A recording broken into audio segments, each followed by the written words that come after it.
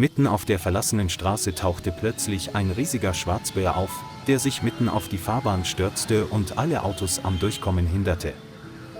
Der Mann im Auto drückte ungeduldig ununterbrochen auf die Hupe, das durchdringende Geräusch hallte durch den Wald, doch der Bär rührte sich nicht, sondern sah ihn nur ruhig und mit müdem Blick an.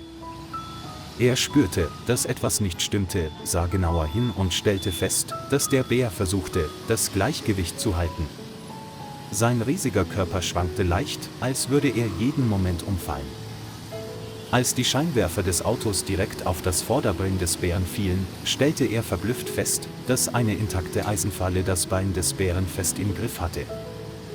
Das Blut um die Wunde herum war geronnen, doch von den Fliegen, die um die Wunde herumschwirrten, ging ein starker Gestank aus.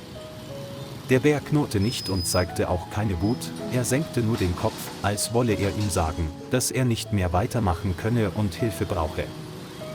Der Mann bereute plötzlich, dass er es zuvor mit Hupen verjagt hatte, obwohl es eigentlich nur um Hilfe gerufen hatte. Doch bevor er reagieren konnte, war der Bär bereits von der Straße abgehumpelt und humpelte auf eine Baumgruppe zu. Er sah unglücklich aus, weil er verjagt worden war. Ohne zu zögern, holte er schnell sein Telefon heraus, rief die Tierrettung an, erklärte die Notsituation und bat um sofortige Hilfe.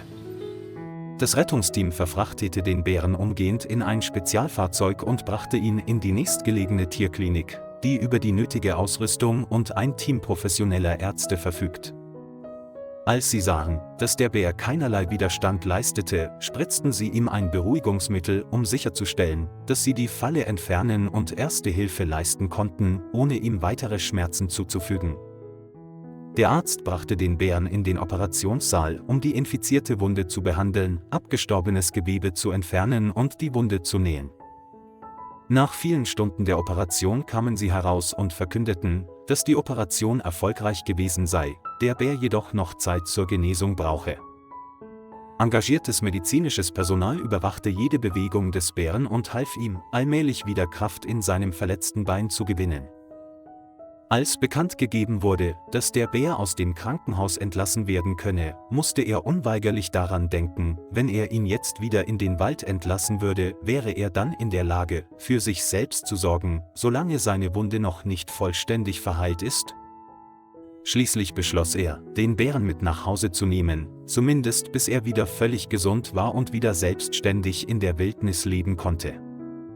Doch entgegen seiner anfänglichen Befürchtung hatte seine Freundin nicht die Absicht, die gemeinsame Zeit zu vergehen, sondern hing immer mehr an ihm.